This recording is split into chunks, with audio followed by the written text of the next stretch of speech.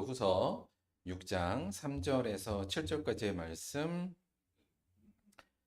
길지 않으니까 합독으로 봉독하도록 하겠습니다. 시작. 우리가 이 직분이 비방을 받지 않게 하려고 무엇에든지 아무에게도 거리끼지 않게 하고 오직 모든 일에 하나님의 일꾼으로 자천하여 많이 견디는 것과 환난과 궁핍과 고난과 매맞음과 갇힘과 난동과 수고로움과 자지 못함과 먹지 못함 가운데서도 깨끗함과 지식과 오래 참음과 자비와 성령의 감화와 거짓 없는 사랑과 진리의 말씀과 하나님의 능력으로 의의 무기를 좌우에 가지고. 아멘.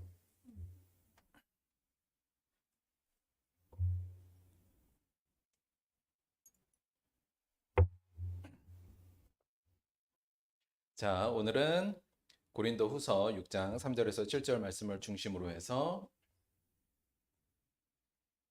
좋은 환경, 이런 제목으로 하나님의 말씀 함께 나누도록 하겠습니다.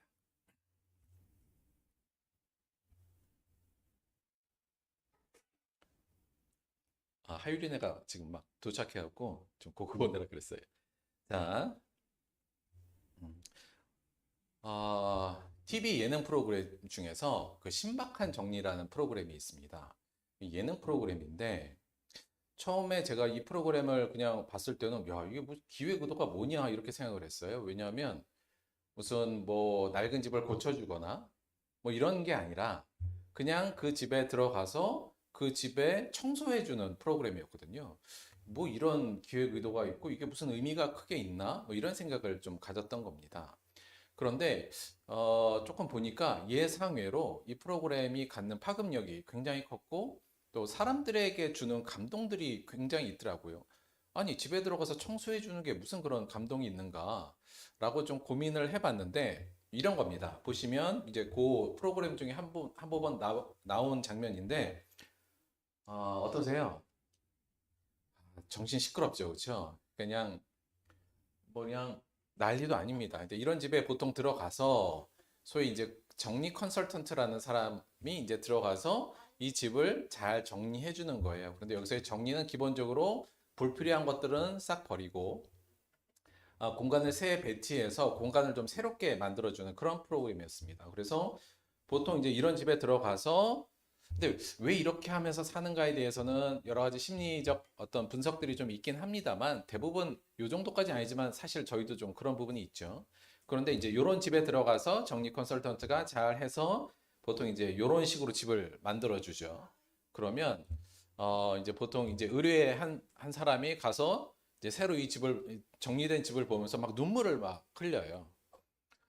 그리고 실제로 보는 사람들도 막 눈물을 흘리는 경우도 꽤 있고요. 이게 이게 왜 조금 고민스럽긴 했는데 저는 근데 이 두 가지만 확 비교하더라도 그러니까 정리가 된 집과 정리가 되지 않은 집에서 느끼는 우리의 감정적 변화를 우리가 쉽게 이해할 수 있을 것 같아요. 그렇죠? 위에 보면 정말 속 시끄럽잖아요. 근데 밑에 보면 뭔가 차분해지고 마음도 안정되고 그런 감정적인 변화를 좀 느끼죠. 공간 환경은 인간의 감정과 사고와 행동 및 생산성에 많은 영향을 준다.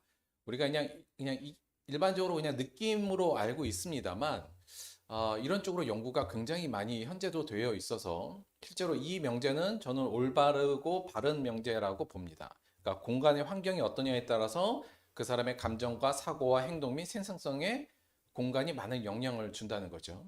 그래서 최근에는 이러한 어떤 인간의 특성을 중심으로 해서 신경 건축학 이런 학문도 좀 발전했어요. 그러니까 어떠한 공간에 있을 때 인간의 뇌가 어떻게 반응을 하고 인간의 감정이 어떻게 반응을 해서 어떤 효과를 얻고 이런 것들을 연구해서 건축을 할 때도 그거에 맞는 건축적 어떤 아이디어나 또 건축적 디자인들을 설계하는 그런 학문입니다. 실제로 이러한 곳에서 많이 연구한 것 중에 가장 유명하고 확실히 증명된 이야기는 이런 것들이에요. 뭐냐면 창의적인 연구를 하는 사람들은 층고 높은 데 있어야 된다. 이런 거예요. 그러니까 층고가 높은 데 있는 사람에게는 있을 때 사람이 창의력이 굉장히 높아지고요. 또 반복적이고 단순한 작업을 반복할 때는 차라리 층고가 낮은 게 훨씬 더 효과적이라는 것이 많은 연구를 통해서도 실제로 좀 증명되는 부분도 있는 것 같습니다. 그러니까 내가 어느 공간에 있느냐에 따라서 우리의 뇌의 변화, 감정의 변화, 그걸로 인해서 생각의 변화, 행동의 변화, 생산성의 변화들이 실제로 일어나고 있고 우리가 이것을 알고 있다면 실제로 공간에 대해서 우리가 신경을 써야 될 필요가 분명히 있다는 거죠. 어떤 심리학자가 이렇게 얘기했어요. 세상을 탓하기 전에 방 청소부터 해라. 어, 이게 생각 외로 내가 지저분하고 정리되지 않은 방 안에서는 어떤 문제나 우울증도 포함해서 해결책이 잘 안 보이는데 실제로 방 청소가 깨끗이 되면서부터 실마리가 풀리는 일들이 실제로 좀 많아서 뭐 고민하고 뭐 안 되고 우울증 있는 사람들 그거 할 생각 뭐 고민할 거 없이 방 청소부터 해라. 이런 조언을 하는 것도 제가 봤고 실제로도 꽤 유의미하지 않나 저는 그렇게 생각합니다. 뭐 유교적 가르침에도 뭐 수신, 제가, 치고, 평천하 그렇죠? 내 몸을 일단 잘 관리하고 가정 뭐 이렇게 쭉 나가는 것도 그 일환의 하나의 모습이지 않나 그런 생각을 갖죠. 따라서 우리가 공간에 대한 관심을 좀 갖는 것이 내 삶을 더 윤택하게 만들고 또 내가 하고자 하는 일들에 대한 생산성을 높이는 데도 분명히 도움이 된다는 걸 생각할 필요는 있을 것 같습니다. 그럼 신앙은 어떨까요? 사실 신앙생활이나 우리 신앙 부분도 공간적 환경이 꽤나 중요한 역할을 하기도 합니다. 우리가 알다시피 그 유럽에 있는 큰 성당들 있죠. 층고 높고 이런 성당은 들어가자마자 사람들에게 느끼는 그런 성당에 들어갈 때 사람이 느끼는 감정들요. 그러니까 차분해지고 하나님의 경외심을 느끼게 하는 마음을 느끼게 해주거든요. 그런 것들도 다 이 공간을 통해서 신학적인 도움을 주고자 하는 역할이었다고 볼 수 있죠. 여러분, 우리가 신앙생활을 한다 그러면 시골에서 사는 게 더 좋을까요? 도시에서 사는 게 더 좋을까요? 이거 사실 워낙 그 뭐 영향이 변수가 많기 때문에 단편적으로 뭐 시골이다 도시다 이렇게 얘기할 수는 없습니다만 그냥 개인적으로는 시골이 좀 더 신앙생활 하기엔 더 좋을 거라는 생각이 듭니다. 그러니까 물론 신앙생활의 정의에 대해서도 좀 다릅니다만 왜냐하면 근본적으로 우리가 신앙한다는 건 근본적으로 자기 성찰이 포함되어야 되고요.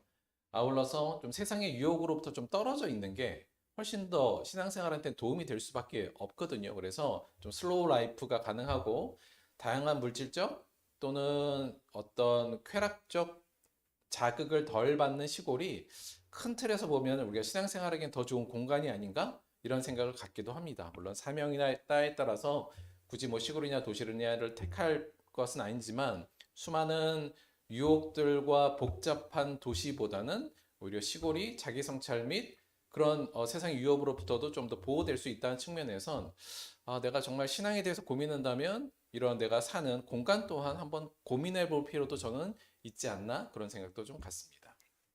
그런데 이런 공간 환경이 매우 우리의 삶에 중요하고 신앙에도 중요하지만 무엇보다도 더 중요한 환경은 공간 환경보다는 사실 저는 인적 환경이라고 생각합니다.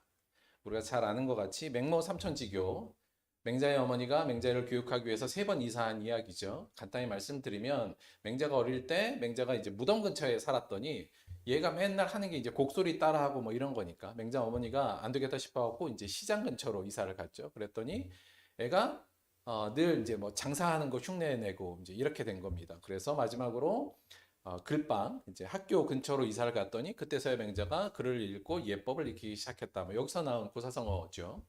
그래서 물론 이것도 공간적인 의미가 있습니다만 사실 이거는 누구와 어울리느냐, 무엇을 보고 어떠한 사람과 만났냐에 따라서 그 사람의 많은 것이 영향을 받는다는 측면에서 이건 인적 환경이라고 저는 생각합니다. 인적 환경의 중요성은 한마디로 말하면 인간은 가깝게 교류하는 사람에게서 가장 큰 영향을 받는다는 거죠. 공간도 물론 중요합니다만 더 중요한 건 내 주변에 있는 사람들이 어떤 사람들인가, 또 내가 교류하고 또 내 매일 보는 사람이 어떤 사람이냐에 따라서 그 사람의 감정, 사고, 또 삶의 내용이 많이 바뀔 수 있다는 겁니다. 그래서 뭐 사실 이 부분도 또 저희가 딱히 뭐 말씀드릴 거 없이 우리가 늘 이야기하는 거고 어릴 때부터 이제 부모님들이 자식들한테 네 친구는 뭐 하는 애냐 뭐 이런 거 물어보고요. 어릴 때부터도 우리가 알다시피 뭐 가정을 보려고 하고 다 비슷한 이유 때문에 그렇게 한 거죠. 오늘날 인적 환경의 중요성을 이야기할 때 그냥 여러 가지 사실은 몇 가지만 보더라도 우리나라에서도 이 중요성에 대한 것은 이미 과학적으로 증명되고 있지 않나 싶습니다. 한 연구팀이 한 연구 결과인데요. 뭐냐면 가정 배경에 따른 연령별 아동기 인지 능력 격차예요. 그 뭐냐면 여기 빨간 선은 상위 20% 가정에 있는 아기이고요. 파란 선은 하위 20% 경제예요.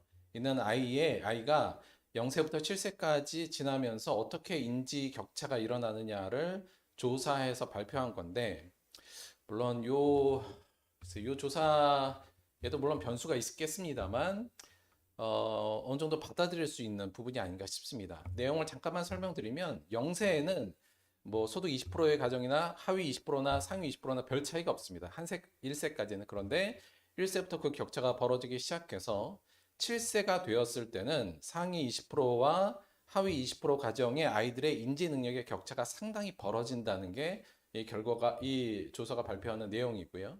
그럼 왜 그러냐에 대해서 저희들이 뭐 생각해 보면 아무래도 경제적으로 여유 있는 가정이 물질적으로나 아이들에게 쏘는 시간이나 관심의 부분이 하위 소득 20%보다는 훨씬 더 많겠죠. 아마 그런 영향 때문에 다시 말씀드리면 어떠한 부모와 어떤 가정 환경에 있느냐에 따라서 아이들의 인지 발달의 차이가 분명히 차이가 난다는 점을 말하는 겁니다.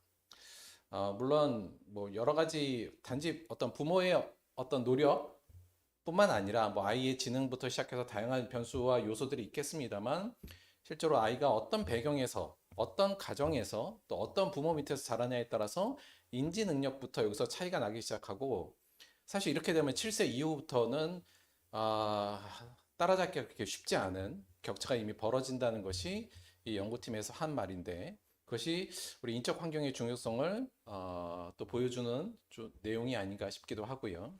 우리가 잘 아는 것 같이 2022년 서울특별시 자치구별 서울대 입학생 순위인데요.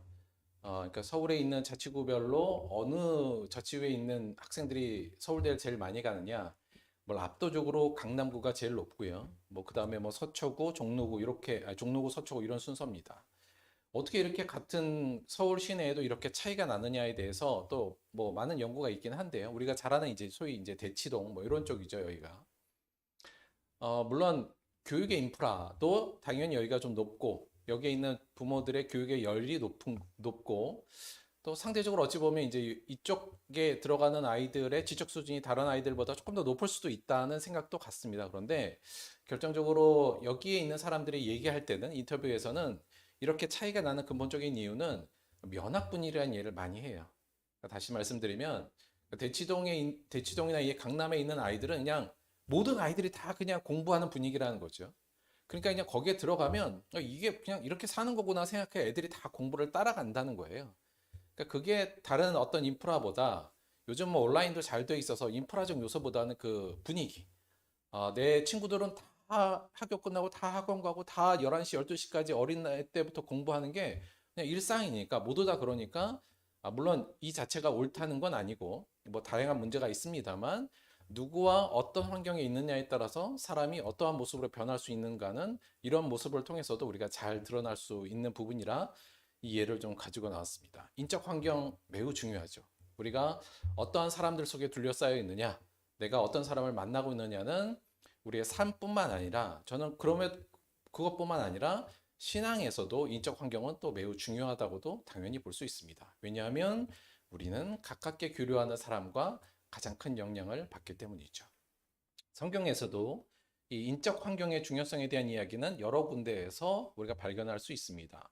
잠언에서 이 얘기가 굉장히 많긴 한데요. 몇 가지만 좀 보면 지혜로운 자와 동행하면 지혜를 얻고 미련한 자와 사귀면 해를 받느니라. 어찌 보면 너무 당연한 말인 것 같긴 합니다만 우리가 사실 그렇게 인지하지 못하고 살아가는 일 중에 하나입니다. 내가 어떤 사람과 동행하고 어떤 사람과 함께 사귀느냐가 우리에게 큰 영향을 준다는 이 부분이요. 노를 품는 자와 사귀지 말며 울분하는 자와 동행하지 말지니 그의 행위를 본받아 내 영혼을 올무에 빠뜨릴까 두려움이니라. 같은 내용이라고 볼 수 있고요. 구약에 룻기라고 있습니다. 룻기. 뭐 룻기가 뭐 여러 가지 얘기가 있습니다만 잠깐 말씀을 드리자면 그 모압이라는 곳에 나옴이라는 유대 여인이 살았는데 거기서 이제 아들을 모압 여인과 결혼을 시키죠. 그런데 두 아들이 다 죽고 며느리 둘만 남고 자기만 남은 겁니다. 그래서 이제 모압 땅을 떠나서 원래 유대 땅으로 이제 가려고 하는데 갈 때 남은 며느리를 어떻게 해요? 다 모압 여자들인데 너희들은 여기 남아서 너희 고향 동네에서 살아라. 그리고 너희들이 믿는 신을 섬겨라. 이제 이렇게 얘기합니다. 근데 첫 번째 며느리는 자기 고향으로 갔고요. 뭐 당연히 그렇게 사는 게 편하니까요. 근데 이 두 번째 며느리 있던 룻이 이제 어머니한테 이렇게 얘기하죠. 오늘 그 노랗게 칠한 부분이에요. 룻이 이르되 내게 어머니를 떠나며 어머니를 따르지 말고 돌아가라 강권하지 마옵소서. 어머니께서 가시는 곳에 나도 가고 어머니께서 머무는 곳에 나도 머물겠나이다. 어머니의 백성이 나의 백성이 되고 어머니의 하나님이 나의 하나님이 되시리니 어머니께서 죽는 곳에서 나도 죽어 거기 묻힐 것이라. 만일 내가 죽는 일 외에 어머니를 떠나면 여호와께서 내게 벌을 내리시고 더 내리시기를 원하나이다. 물론 이 룻이 그 부모 아니 그 시어머니에 대한 어떤 충성심 뭐 이런 부분을 우리가 이해할 수 있을지 모르겠습니다만 아마 룻이 여기서 자기가 원래 고향으로 돌아가서 그곳에서 살기로 결정했으면 그는 여호와를 떠났을 것이 분명합니다. 그들이 믿는 자기의 고향 사람들이 믿는 그 신을 믿었겠죠. 그러나 룻은 무엇을 택했냐면 여호와 하나님을 섬기는 자기 시어머니와 함께하고 그 백성과 함께 있기를 결단하죠. 어찌 보면 어느 환경, 어떤 사람들, 누구를 하나님을 믿는 사람 속에 내가 속할 것이냐, 그렇지 않은 곳에 속할 것이냐를 룻은 용기 있게 선택한 거라고도 볼 수 있습니다. 아마 그렇지 않았다면 룻은 성경에 기록되지 않았겠지요. 신약 성경에도 이 인적 환경의 중요성에 대해서 여러 곳이 있는데 대표적으로 이 부분입니다. 사도 바울이 말한 거죠. 너희는 믿지 않는 자와 멍에를 함께 매지 말라. 의와 불법이 어찌 함께하며 빛과 어둠이 어찌 사귀며 그리스도와 벨리알이 어찌 조화되며 믿는 자와 믿지 않는 자가 어찌 상관하며 하나님의 성전과 우상이 어찌 일치가 되리요. 물론 이것이 전혀 믿지 않는 사람과 교류하라는 말 그것에 방점이 있는 것이 아니라 이런 사람들과 쉽게 어울릴 때 영향받는 부분들. 그러니까 믿지 않는 자와 함께 있을 때 우리를 지키지 못할 수 있는 이 인적 환경의 영향력을 사실 굉장히 경고하고 있는 부분이라고도 우리가 볼 수 있죠. 우리가 신앙생활 하면서 사실 내 주변의 신앙인으로서 어떤 신앙인들과 교류하느냐는 매우 중요합니다.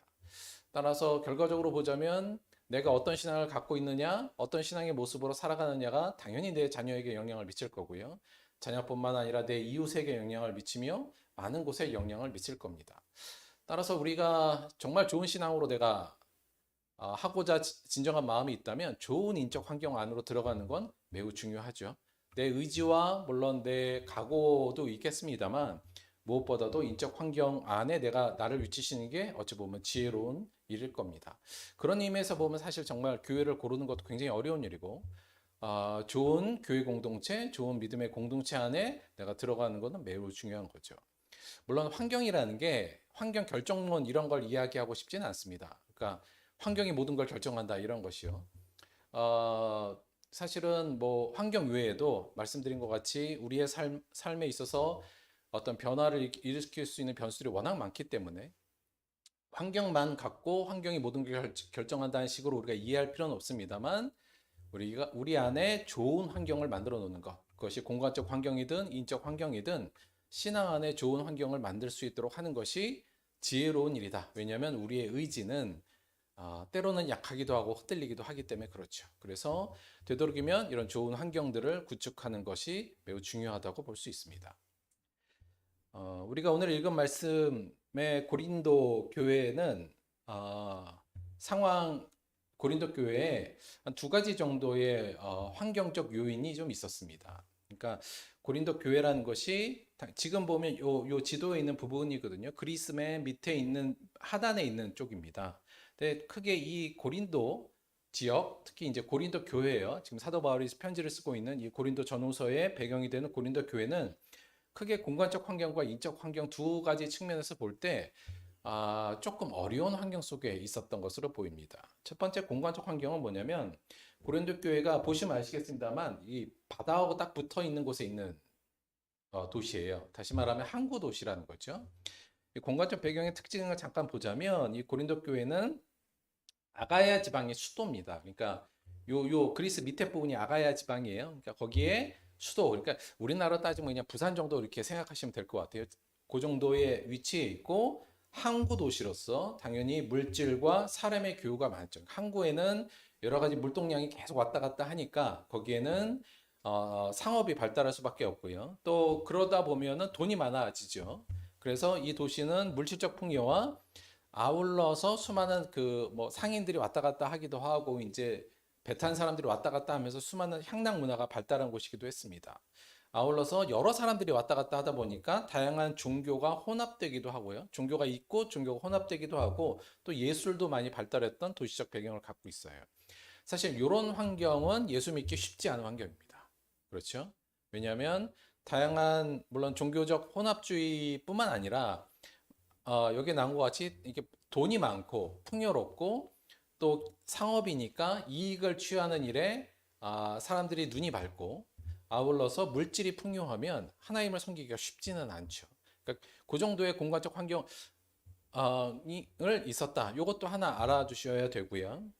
또 하나 인적 환경인데 이건 고린도 교회 내용입니다. 고린도 교회 인적 환경이 조금 안 좋은 상태였다고 볼 수 있습니다. 왜냐하면 사실 이 고린도 교회는 누가 세운 거냐면 바울이 세운 교회입니다. 바울이 2차 선교 여행 때 고린도 교회를 세웠어요. 그런데 바울이 고린도 교회를 개척하고 그냥 거기에 계속 목회를 한 게 아니라 보통 바울이 알다시피 선교 여행을 떠나지 않습니까? 그래서 고린도 교회를 세우고 이제 바울은 떠나 있는 상태인데 그 이후에 고린도 교회에 여러 사람들이 이제 들어오지 않았겠습니까? 그런데 그 들어온 사람들 중에 인적 환경 중에 외모를 중시하는 그리스도인들이 많이 좀 들어왔던 것 같아요. 그러니까 특히나 그 지도자급 중에서도 이 외모를 중시하는 사람들이 많이 들어온 겁니다. 여기서 외모라고 하는 건 첫 번째는 이제 사도적 배경을 되게 자랑하는 거. 야, 나는 뭐 베드로의 누구의 제자의 누구의 제자야 뭐 이런 거예요. 그러니까 출신이나 배경을 굉장히 사람들 앞에 내세우기를 좋아하고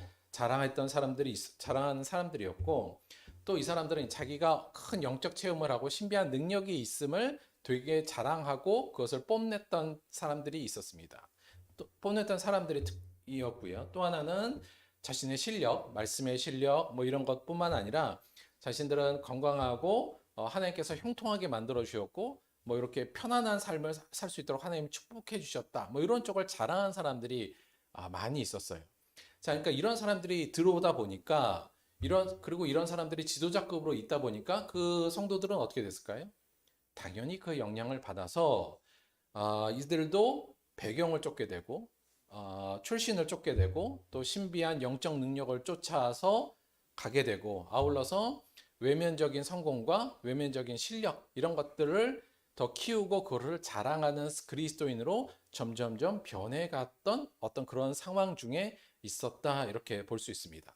자, 아니 이게 그렇게 나쁜 건가요? 뭐 배경을 좀 자랑하거나 신비한 능력을 자랑하거나 성공을 좀 자랑할 수도 있지. 근데 여러분 자랑하는 곳엔 뭐가 생길 수밖에 없어요. 필연적으로. 서로 자랑하는 사람들 사이에는 뭐가 있을까요? 당연히 분쟁이 생길 수밖에 없습니다. 그렇죠? 다 자기 자랑하는 사람들 모이면 싸울 수밖에 없어요. 나 잘났다고 사실은 싸울 수밖에 없거든요. 따라서 이게 왜 안 좋은 인적 환경이냐면 우리가 지난 시간에도 공부했습니다만 우리의 진정한 은혜는 뭐예요? 하나님이 우리를 하나님과 화해하게 시키셨고 우리에게 어떤 직책을 주셨어요? 화목해 하는 직책을 주셨잖아요. 그렇죠? 그러니까 실제로 이거는 화목해 하는 직책과는 정반대가 되는 모습이었고 그 정반대가 되는 신앙의 모습이었죠. 오늘날도 사실은 요거 중시하는 그리스도인들이 굉장히 많습니다. 그렇죠? 그리고 이것이 마치 잘 믿는 거냥 사람들 앞에서 뽐내기도 하고요. 또 그렇게 지도하는 지도자들도 많이 있죠. 그러나 사도 바울처럼 우리에게 주신 것은 화목해 하는 직책이고요. 하게 하기 위해서는 근본적으로 외모를 중시하거나 자랑하는 것은 사실은 금지거든요. 따라서 고린도 교회는 어찌 보면 지금 공간적인 배경도 안 좋고 이런 사람들이 들어와서 인적 환경도 별로 안 좋은 상황이었다고 볼 수 있습니다. 이곳에서 신앙생활하면 다시 말하면 이제 망하는 거죠.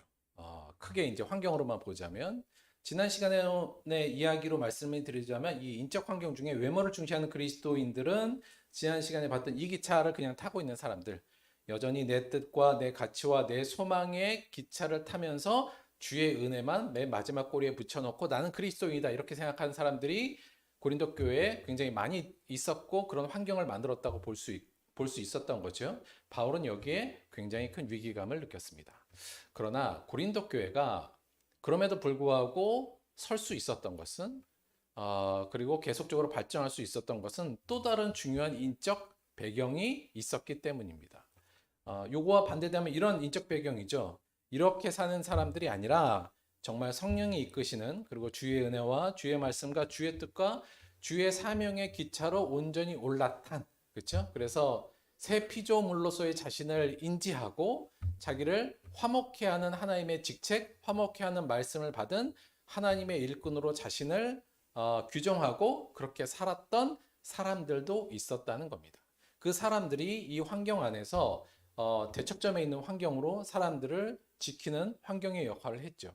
그 대표적인 사람이 사실은 바울이었습니다. 그러니까 바울은 사실 이걸 되게 잘 알았던 것 같아요. 자신이 여러 사람들한테 큰 영향력을 미칠 수 있는 환경이 된다는 것을 본인은 잘 알고 있었던 것 같습니다. 아무래도 교회를 세운 사람이잖아요. 당연히 영향력이 있을 수밖에 없죠. 사도 바울은 그래서 이 영향력에 대해서 생각하면서 자신을 늘 돌보았던, 자신을 늘 조심스럽게 접근했던 사람이었습니다. 오늘 본문 말씀이 그 부분을 좀 잘 보여주는데요. 오늘 본문 말씀 보시죠. 우리가 이 직분이 비방을 받지 않게 하려고 무엇에든지 아무에게도 꺼리끼지 않게 하고 오직 모든 일에 하나님의 일꾼으로 자천하여 많이 견디는 것과 환난과 궁핍과 고난과 매맞음과 갇힘과 난동과 수고로움과 자지 못함과 먹지 못함 가운데서도 깨끗함과 지식과 오래 참음과 자비함과 성령의 감화와 거짓이 없는 사랑과 진리의 말씀과 하나님의 능력으로 의의 무기를 좌우에 가지고 지난주 말씀에 바로 이어지는 부분이긴 한데요. 지난주에는 너희가 하나님의 은혜를 헛되이 받지 말아라. 그렇죠? 그 헛되이 받지 말라는 근본적인 것은 네가 하나님과 화목되었다고만 즐길 것이 아니라 우리에게 주신 또 다른 은혜 뭐예요? 화목케 하는 직책을 지금 우리가 수행할 구원의 때고 은혜의 때다. 이걸 선포하지 않았습니까? 사도 바울이 그러면서 자기가 굉장히 조심하고 있는 부분을 지금 얘기하고 있어요. 이 말씀을 조금 나누자면 3절하고 4절 전반부를 좀 나눠볼게요. 그러니까 우리가 이 직분이 비방을 받지 않게 하려고 무엇이든지 아무에게도 꺼리끼지 않게 하고 오직 모든 일에 하나님의 일꾼으로 자천했다. 이 부분까지요. 자, 말이 조금 어려워요. 좀 단어도 조금 어려운데 여기서 우리가는 바울과 바울의 동역자들, 바울의 그룹이라고 보시면 될 것 같아요. 이걸 그냥 조금 쉽게 이해하기 위해서 많이 좀 의역을 좀 해봤어요. 이렇게 지금 사도 바울이 얘기하는 겁니다. 뭐냐면 우리는 우리의 말과 삶, 우리의 직분이요. 그러니까 화목케 하는 하나님의 일꾼으로서의 직분의 역량에 의해 우리가 하는 사역, 우리가 하는 삶, 우리가 사는 그리스도인의 정체성을 갖고 사는 삶에 의해서 어떤 사람도 잘못된 신앙의 길로 빠지지 않게 하기 위해서 노력하고 있습니다. 즉, 우리를 통해서 사람들이 우리를 보고 혹 하나님께 진정으로 나아가는데 넘어지지 않도록 거기에 거슬려서 우리가 우리 주변 사람들이 하나님께 가는데 방해가 되지 않도록 하기 위해서 노력하고 있습니다. 우리는 모든 일에 오직 하나님의 일꾼답게 삶으로 함께하는 모든 사람이 또한 우리를 닮기를 지금 소망하고 있습니다. 이렇게 이해하시면 될 것 같아요. 그러니까 사도 바울이 지금 무슨 얘기를 하는 거냐면 자기는 바른 신앙의 인적 환경이 지금 되고자 노력하고 있다는 거죠. 내 삶이 다른 사람들한테 영향력을 많이 미치는데 혹 내가 잘못된 삶 혹은 내가 그냥 막 살고 이러면 나야 조금 이따 회개할 수도 있고 뭐 여러 가지 가능성이 있습니다만 그거를 보고 내 주변 사람들이 혹시 하나님께 나아가는데 큰 방해가 된다면 혹시 넘어져서 그 사람들이 멸망의 길로 간다면 이게 얼마나 큰 일이겠는가 이걸 고민한 거죠. 그래서 우리는 모든 일에 다 하나님의 일꾼으로 나 스스로에게 명령하면서 하나님의 일꾼답게 살기 위해서 노력합니다. 왜냐하면 우리의 삶을 통해서 여러 사람들이 혹 잘못 넘어지면 안 되잖아요. 그 사람들이 혹 나를 통해서 나를 보고 나라는 환경에 영향을 받아서 잘못된 길로 빠지지 않게 하기 위해서 노력하고 있습니다. 지금 이 얘기를 하면서 어떻게 바른 신앙의 인적 환경이 되기 위해서 노력하냐를 크게 두 가지로 나누어서 지금 설명하고 있는 거예요. 첫 번째, 그래서 다시 말씀드리면 내 주변 사람들이 내가 이렇게 사는 걸 통해서 하나님께 올바로 가기 위해서 나는 여기에 주안점을 두고 있어요. 지금 하면서 두 가지를 나눠서 하는데 첫째는 뭐냐면 이 앞부분이죠. 환난과 궁핍과 고난과 맞음과 갇힘과 난동과 수고로움과 또 자지 못함과 먹지 못한 가운데서도 하나님의 능력과 사랑으로 잘 견디어내고 있습니다. 이 부분을 먼저 얘기합니다. 이게 영어로 하면 in이란 전치사로 쭉 연결되는 부분인데요. 다시 말하면 인내 가운데서 살고 있다는 거예요. 잘 견디어내고 있습니다. 반대에 있었던 사람들은 어땠냐면, 야, 나는 하나님을 믿었더니 배고픔도 없고 잠도 잘 자고 병도 안 걸리고 궁핍하지도 않고 환난도 오지 않아. 이걸 강조했던 사람들입니다. 그러나 사도 바울은 내가 하나님을 일하면서 수많은 궁핍과 환난과 자지도 못하고 맞지도 못하고 갇혔지만 그럼에도 불구하고 하나님의 능력과 사랑으로 지금 잘 인내하고 견디고 있습니다를 좋고 바른 신앙의 가장 중요한 요소로서 지금 제시하고 있는 거예요. 두 번째는 이거와 함께 내가 바른 좋은 신앙은 뭐냐면 이 인내와 함께 뭘 가지고 있냐면 할 때 이 항목들을 쭉 얘기합니다. 어떤 것을 갖고 살고 있느냐? 깨끗함과 지식과 오래 참음과 자비함과 성령의 감화와 거짓 없는 사랑과 진리의 말씀과 하나님의 능력 안에서 살아가고 있습니다. 라고 이렇게 얘기해요. 이 부분들은 우리가 보면 깨끗함과 오래 참음과 자비와 거짓 없는 사랑, 우리 뭐 기억나시죠? 근본적으로 우리가 볼 때 예수님이 말씀하시는 팔복의 내용, 더 나아가서는 사도 바울이 늘 얘기했던 성령의 열매, 우리가 서로 사랑의 가장 중요한 요소를 얘기하죠. 바로 이렇게 하는 것이 정말 하나님 안에서 좋은 신앙적 환경이 되는 모습이다. 나는 그걸 위해서 이렇게 살아가고 있다. 또 여기서 강조하고 있는 것은 성령과 함께하고 하나님의 능력, 또 지식과 여기 진리의 말씀이 있잖아요. 그러니까 진리의 말씀을 가지고 이렇게 살아가고 있다. 그래서 정리를 하자면 나는 바른 신앙의 환경이 되기 위해서 여러 사람들께 바른 신학적 영향력을 주기 위해서 인내 가운데서 열심히 잘 참고 있고 또 하나 하나님께서 말씀하신 또 예수님께서 말씀하신 서로 사랑을 실천하기 위한 사랑의 덕목들과 하나님의 말씀인 진리와 하나님의 영인 성령 안에서 살아가고 있습니다. 지금 이 얘기를 하는 겁니다. 그러니까 이렇게 사는 것, 인내 속에서 사랑과 진리와 성령 안에 열심히 내가 왜 살려고 하느냐? 그 속에서도 열심히 내가 인내하는 이유는 뭐냐? 결국 여러분도 저의 말씀을 듣는 여러분도 또 저와 교류하는 여러분도 이 과정을 저의 영향을 받아서 이렇게 살아서 올바르게 하나님께로 성장하기를 원하기 때문입니다. 지금 이 얘기를 하고 있는 거거든요. 실제로 이 인내 가운데서 그리고 사랑과 진리와 성령 가운데서 살아가는 것, 이거는 누구의 말씀과 삶일까요? 이건 예수님의 말씀과 삶으로 저희가 정리해낼 수 있습니다. 그러니까 고린도 교회는 이런 신앙을 추구하는 사람들이 아니라 아까 말씀드린 것 같이 외모를 자랑하는 사람들이 워낙 많았어요. 하나님 믿었더니 외모가 너무 잘 되네. 그래서 그걸로 자기를 자랑하는 사람들이 수없이 많았고 그걸로 많은 사람들이 영향을 받아서 외모를 치장하고 이 땅에서의 부요를 자랑하는 사람들이 많았던 때에 사도 바울은 정말 하나님이 좋은 인적 환경으로 그곳에 서서 그들이 온전히 이 하나님을 믿어감에 있어서 벌어지는 다양한 어려움 속에서도 인내할 수 있도록 그리고 사랑과 외적으로는 보이지 않지만 그 안에 사랑과 진리와 성령 안에서 사람들이 살아갈 수 있도록 사도 바울은 자신의 삶과 말씀을 통해 그 사람들의 좋은 인적 배경으로 굳건히 서 있었다는 것을 알 수 있죠. 물론 저는 쉽지 않았을 거라고 봅니다. 사도 바울의 이 모습이 그냥 외견적으로 보면 사실은 외모를 자랑하는 이 인적 배경이 힘이 훨씬 커요. 기본적으로 잘 보이기도 하고요. 보이는 면이 많고 또 사도 바울이 이 부분은 사실 보이지 않는 부분이거든요. 그러나 진정으로 성령과 함께 사람들은 또 사도 바울의 이 노력이 많은 영향을 미쳐서 고린도 교회는 그 이후로도 생명을 유지하며 살 수 있지 않았을까 그런 생각을 갖습니다. 사실 좋은 이 신앙의 인적 환경이 되려고 사실 바울이 굉장히 많은 노력을 했습니다. 그 부분이 고린도서에도 잘 나와 있는데 몇 가지만 말씀을 보면 그러므로 만일 음식이 내 형제를 실족케 한다면 나는 영원히 고기를 먹지 아니하여 내 형제를 실족하지 않게 하리라. 조금 설명이 필요합니다만 그 이제 안 좋은 그러니까 제사 우상에 바친 제물들과 관련된 부분이거든요. 그러니까 사실 바울에게 있어서는 그거 먹으면 좀 어때? 이런데 혹시 내가 먹는 걸로 인해서 믿음이 약한 사람들이 혹시 실족한다면 나는 아예 고기를 먹지 않을래. 지금 이 얘기를 하는 겁니다. 다시 말하면 나는 괜찮지만 혹시 내 환경을 나라는 환경을 통해서 다른 사람들이 잘못되거나 시험을 받는다면 나는 좋은 환경이 되기를 오히려 선택하겠다는 게 지금 이 내용에 나와 있죠.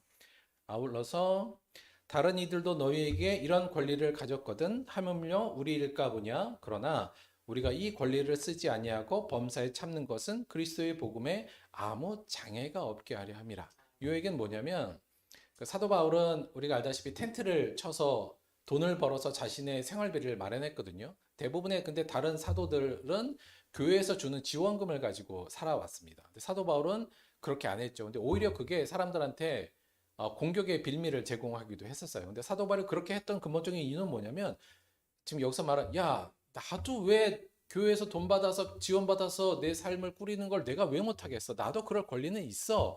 그 권리는 성경에도 잘 나타나 있어. 그런데 혹 내가 그것 때문에 여러 사람들이 복음의 장애가 되면 될 수 있는 위협이 있기 때문에 나는 그렇게 그 권리를 쓰지 않고 나는 내가 벌어서 이렇게 하고 있는 거야. 지금 이 얘기를 하고 있는 거거든요. 그러니까 얼마나 자신의 삶이 타인에게 미칠 영향에 대해서 고려하면서 자신의 삶을 통제하고 있는지가 잘 나타나 있는 또 사도 바울의 부분이라고 볼 수 있습니다. 이것도 마찬가지인데요.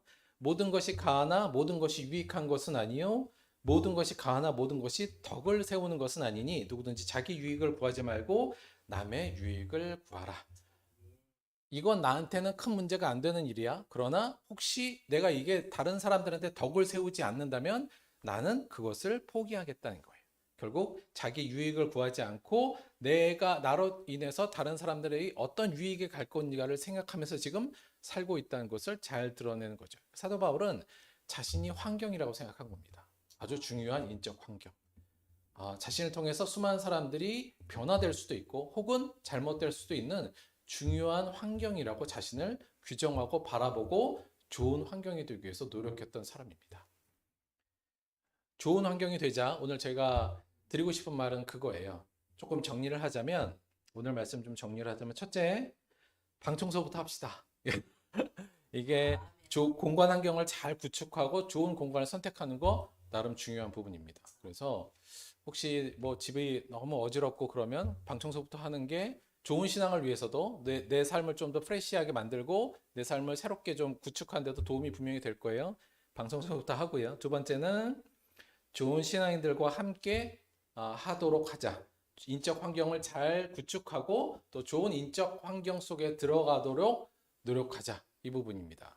우리가 좋은 어떤 공간 환경 또 인적 환경 안에 나를 위치시키는 건 지혜로운 환경이다. 지혜로운 부분이다. 이렇게 볼 수 있고요. 그런데 더 중요한 건 셋째, 나에게 나는 주체이지만 타인에게 나는 환경이 된다는 것을 기억해야 된다는 겁니다. 나는 누군가에게 환경입니다. 내 자식에게 나는 환경이고 내 친구에게도 환경이며 내 교회 사람들에게도 나는 하나의 환경으로 지금 존재하고 있다는 것을 일단 깨달아야 된다는 겁니다. 그리고 네 번째, 예수님의 말씀과 삶, 또 새 창조의 일꾼으로서 인내와 사랑과 진리의 삶을 살아서 내 주변 사람들에게 참 생명의 길로 인도하는 좋은 인적 환경이 되어주도록 노력하는 것, 그것이 사도 바울이 오늘 요구하고 사도 바울이 노력했던 것이며 오늘 우리에게 또한 요구하는 것이라고 볼 수 있을 것 같습니다. 여러분, 이게 별거 아닌 것 같습니다만 뭐 나는 괜찮아 혹은 내 신앙 안에서 나는 상관없어 이럴 수 있습니다만 나의 작은 신앙적 행동이 많은 영향을 끼칩니다. 내가 하나님께 충성하는 모습이 그냥 나와 하나님과의 충성 간의 문제가 아니라 그것을 보는 내 주변의 사람들, 내 가족들이 그것을 보고 그것을 통해서 영향을 받습니다. 당연히 그럴 수밖에 없거든요. 따라서 우리는 좀 무거운 책임감을 갖고 이 부분을 생각했으면 좋겠습니다. 우리가 좋은 신앙으로 성장해야 되고 발전해야 되고 매일 노력해야 되는 것은 물론 그렇게 했을 땐 하나님을 기쁘게 하는 일이 될 거고요. 또 나에게도 좋은 일이 될 겁니다. 그러나 그렇게 살도록 노력하는 것은 내 주변에 많은 사람들에게 참 생명의 환경을 제공해 주는 것이라는 것이기 때문에 그에 대한 사명감을 갖고 우리도 사도 바울처럼 좋은 환경이 되기 위해서 노력하는 자가 되기를 원합니다. 좋은 환경 속에 들어가는 것도 중요하지만 내가 좋은 환경이 되는 게 궁극적으로 우리가 나아가야 될 방향이라는 거죠. 예수님께서 너희는 세상의 소금이요 너희는 세상의 빛이라 이렇게 말씀하셨습니다. 이것은 규정했다기보다는 그렇게 살아라는 얘기죠. 소금처럼 살고 빛처럼 살라. 다시 말씀드리면 어둡고 썩어가는 세상에서 빛과 소금이 되어 세상을 밝히고 부패를 막는 환경으로서의 사명을 감당하라는 말씀 아니겠습니까? 오늘 이 말씀을 따라서 좋은 환경, 내 가족에게, 내 친척에게, 내 친구들에게, 또 교회 안에서 많은 교우들에게 좋은 영향력을 맺힐 수 있는 선한 영향력을 맺힐 수 있는 좋은 환경으로 저와 여러분이 자라나게 되기를 주님의 이름으로 축원드립니다. 말씀 생각하시면서 우리 함께 잠시 동안 기도하겠습니다.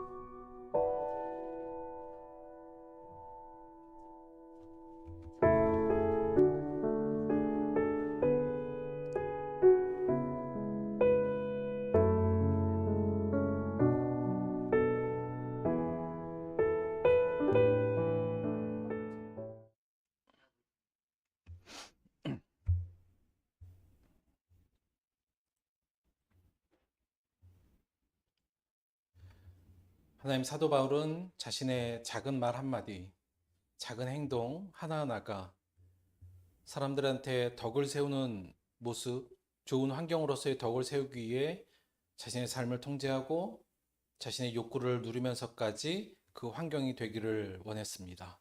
그리고 그렇게 살기 위해 노력했습니다. 그 결과 많은 사람들이 진정으로 예수 그리스도를 만나고 하나님을 만나는 귀한 길을 열어놓은 것을 오늘 다시 한번 봅니다. 우리에게도 오늘날 이 사명을 주심을 주님의 이름으로 고백을 드립니다. 우리도 내 주변 사람들에게 좋은 환경임을, 그들에게 큰 영향을 미칠 수 있는 환경이 됨을 잊지 않게 하여 주옵소서. 그리하여 우리의 삶이, 우리의 말 한마디가, 우리의 행동 하나하나가 내 주변 사람들에게 영향을 주고 혹 하나님의 은혜로 그들을 하나님께로 인도할 수도 있으며 혹 나의 삶이 오히려 그리스도와 멀어지게 만들 수 있는 것임을 기억하며 좋은 환경이 되는 노력을 우리가 매일매일 할 수 있도록 인도하여 주옵소서. 우리를 좋은 환경으로 인도하시고 아울러 우리가 좋은 환경이 될 수 있도록 함께하여 주옵소서. 예수님의 이름으로 기도드렸습니다. 아멘.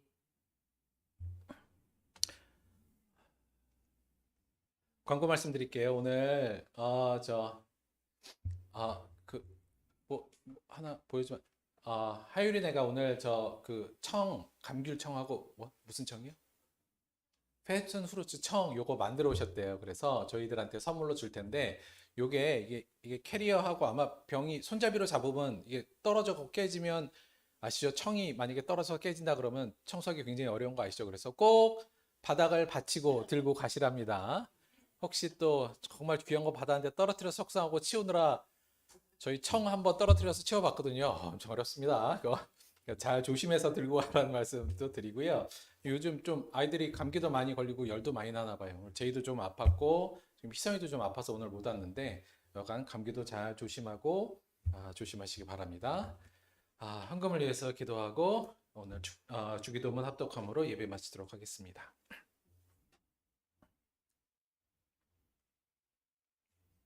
하나님, 그간 어찌 보면 저희가 하나님께로 올 수 있었던 것은 내 개인의 의지보다 내 주변에 많은 좋은 신앙인의 도움이 있지 않았나 다시 한번 생각해 봅니다. 우리를 좋은 환경으로 인도하여 주시고 좋은 곳으로 많은 사람들을 통해 하나님께 나올 수 있도록 인도해 주셨으니 고맙고 감사합니다. 이제는 우리가 좋은 환경이 되기를 원합니다.